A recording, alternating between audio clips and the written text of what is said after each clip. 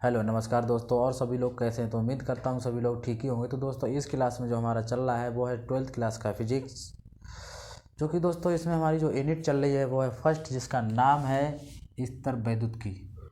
तो दोस्तों इस क्लास में जो हमारे क्वेश्चन कराए जा रहे हैं वो बिल्कुल मोस्ट इंपॉर्टेंट क्वेश्चन है, जो कि आपके 2023 बोर्ड एग्जाम में पूछे जाएंगे। तो दोस्तों इससे पहले हम बहुत सारे टॉपिक्स क्लियर करा भी चुके हैं। तो आज का जो टॉपिक है वो है हमारा एक समान आवेशित अनंत समतल चादर के कारण विद्युत क्षेत्र। तो सबसे पहले मेन चीज़ होती है दोस्तों की डायग्राम। अगर हमको डायग्राम अच्छे से आता है तो हम किसी भी डेरिवेशन को आसानी से कर सकते हैं। तो सबसे पहले हम चलते हैं कि डायग्राम को किस प्रकार से बनाते हैं और कैसे इसको हम समझते हैं। तो सबसे पहले उसने कहा है क्वेश्चन ने कि एक समान आवेशित अनंत समतल, यानी कि कोई एक ऐसी चादर है जिस पर एक समान आवेश है। अब एक समान आवेश या तो प्लस होगा या फिर माइनस होगा। तो माइनस जब भी याद रखो कि एक समान आवेश है, अगर उसने कहा नहीं है कि प्लस है कि माइनस है तो याद रखिए दोस्तों वहाँ प्लस ही होता है। नेगेटिविटी जब भी होती है जब बताई जाती है कि ये नेगेटिव है। और अगर उसने नहीं कहा है, उसने कहा केवल आवेश है, तो हमेशा याद रखना कि प्लस ही होगा, माइनस हो ही नहीं सकता। तो ये कोई समतल चादर है जो कि अनंत है, जिस पर एक समान आवेश है। तो मान लीजिए वो आवेश हमारा क्या है, प्लस है, जो कि दो इस पर एक समान आवेश है। यहाँ पर दोस्तों जो मैंने दे दिया आवेश घनत्व जो है वो हमारा सिग्मा है। एक बेलन की आकृति को दर्शा रहा है, जो कि दोस्तों ये हमारा जो है एक हमारा पृष्ठ है जिसको नाम दे दिया हमने S1, जो कि समतल चादर से r दूरी पर स्थित है। ये हमारा दोस्तों एक क्षेत्रफल है। ये क्या है दोस्तों? क्षेत्रफल है। और जिस पर बिंदु हमने P दे दिया है, और बिंदु P पर ही हमको विद्युत क्षेत्र की तीव्रता ज्ञात करनी है। तो दोस्तों S1 पृष्ठ ये हो गया और S2 पृष्ठ ये भी हो गया। तो ये भी दोस्तों क्या है कि r दूरी पर स्थित है, जिसका क्षेत्रफल ये भी ए ही होगा, क्योंकि जितना इसका होगा इतना ही इसका होगा।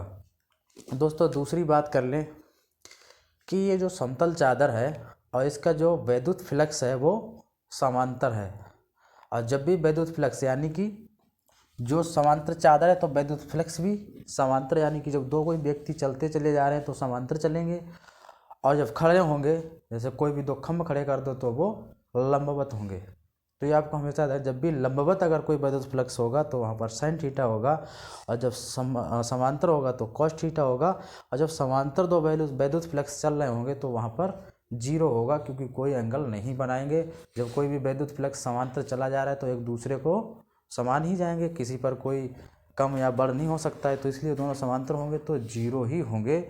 और लंबवत होंगे तब हमारे लंबाई पर खड़े होंगे तो 90 एंगल का कोण बनाएंगे, तो साइन थीटा बराबर 90 एंगल होगा। ये हमेशा आपको याद रखनी है। तो जो वैद्युत फ्लक्स हमारा जो निकल रहा है वो कैसा है दोस्तों? समांतर है।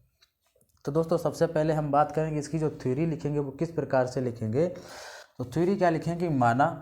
हम लिखेंगे कि माना कोई आवेशित, यानी कि आवेशित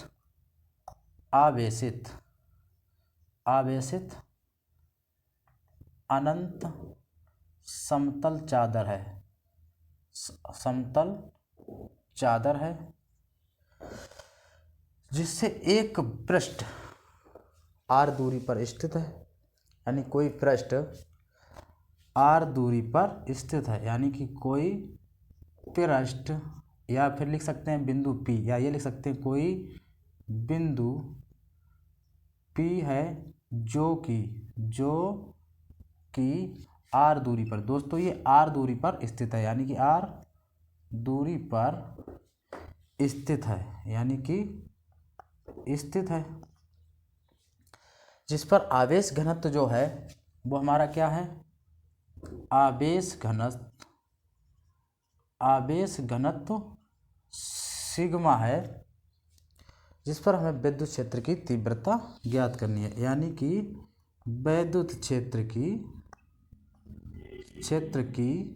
तीव्रता ज्ञात करनी है हमको। विद्युत क्षेत्र की तीव्रता यानी कि ज्ञात करनी है। इस प्रकार से इसकी हम थ्योरी को लिखेंगे। आगे नेक्स्ट दोस्तों हम क्या करेंगे, जो हमारा आवेश घनत्व होता है इसके बारे में हमने पहले भी पढ़ाया है और पढ़ा भी होगा कि जो आवेश घनत्व होता है वो क्या होता है, यानी कि Q बराबर सिग्मा इंटू ए, यानी कि घनत्व गुणे क्षेत्रफल। अब ये क्या हो गया, घनत्व गुणे क्षेत्रफल हो जाएगा किसका, आवेश का। अब आगे दोस्तों हम क्या करेंगे, S1 पृष्ठ, यानी कि S1 पृष्ठ से लेंगे, S1 पृष्ठ से निकलने वाली वैद्युत फ्लक्सों की संख्या, फ्लक्सों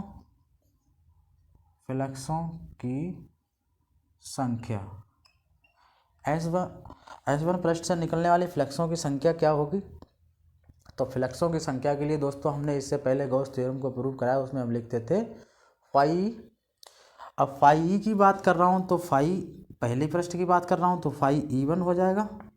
फाई E1 बराबर क्या हो जाएगा, जब समांतर होगा तो जो समांतर जो हमारा वैद्युत फ्लक्स था तो चूंकि हम उसको लिखते थे फाई E बराबर क्या था दोस्तों, E ds cos theta.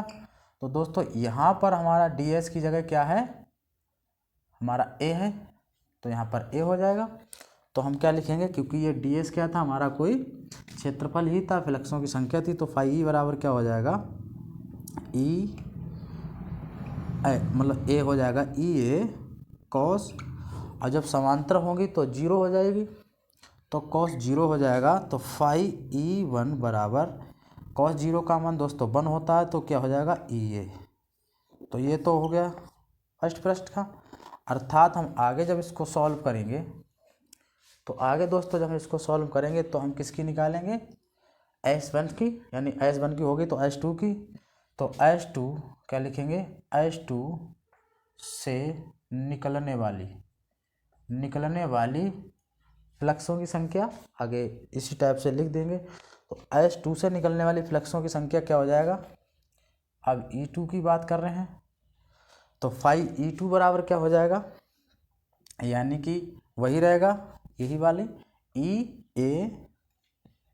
A cos, अब जब समांतर है तो cos 0 हो जाएगा, तो फाई E2 बराबर हो जाएगा cos 0 का मान 1 EA। अब दोस्तों हमें क्या ज्ञात करना है, कुल फ्लक्सों की संख्या। तो कुल फ्लक्सों की संख्या का मतलब जब कुल फ्लक्स निकालेंगे तो हम उनको ऐड करा देंगे, जोड़ देंगे। तो कुल फ्लक्सों की संख्या को लिखेंगे फाई E बराबर, यानी पहले लिखेंगे कुल फ्लक्सों की संख्या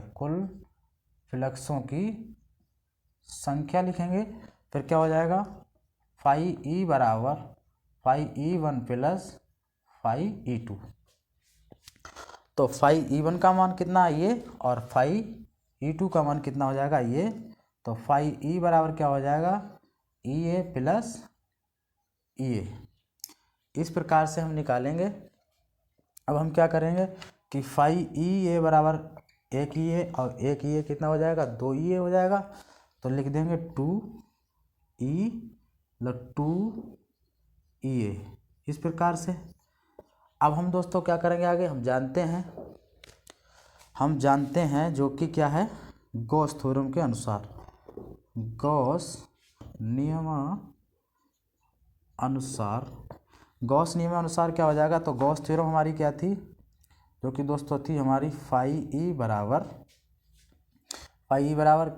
Q अपॉन एप्सिलॉन 0 नॉट, ये थी हमारी गॉस थ्योरम। तो आगे क्या हो जाएगा, फाई का मान दोस्तों कितना निकल के आया, 2EA बराबर Q का मान कितना हमने अभी रखा था, यहाँ पर क्या होता है दोस्तों, जो कि आवेश यानी कि सिग्मा, और A सिग्मा इंटू क्या हो जाएगा A, और नीचे क्या हो जाएगा एप्सिलॉन 0 नॉट। तो दोस्तों A से A कैंसिल हो जाएगा, तो बराबर हमारा क्या बचाएगा, जाके बराबर हमारा यहाँ पर बचेगा 2E बराबर सिग्मा अपॉन एप्सिलॉन 0 नॉट।